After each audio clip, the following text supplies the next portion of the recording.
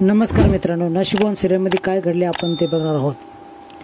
वासंतीला प्रभासचा phone येतो आणि तो बोलतो पुढची भाऊबीज होईल का नाही ते सांगता येत नाही, मला तू ओवाळले। तसा हा जो फोन चालू असतो हा नागेश्वर ऐकतो। नागेश्वर लगेचच गुंडांना तिच्या पाठीमागं पाठवतो। ठरल्याप्रमाणे वासंती भाऊबीज साजरी करते आणि तिथून निघून जाते।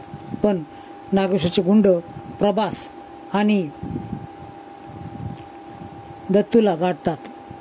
प्रभास कसा बसा निसटून जातो, पण दत्तू सापडतो। तेथील गुंड हे दत्तूच्या डोक्यात दगड टाकतात।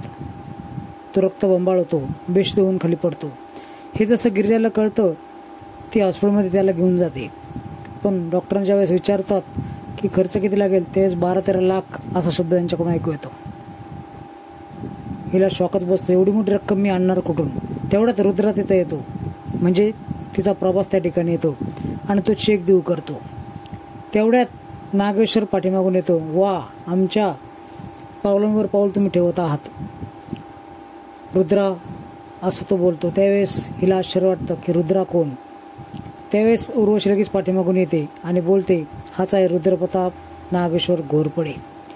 खरं तर तिला खोटं बोलण्याची खूप चीड येत असते। तिने रुद्राने दिलेला चेक जो 10 लाखाचा असतो ती फाडून त्याच्या तोंडावर फेकते। हे पाहून नागेश्वर चांगला संतापतो। असे घडामोडी घडणार आहे नोव्हेंबर महिन्यामध्ये। हा प्रोमो व्हिडिओ आहे।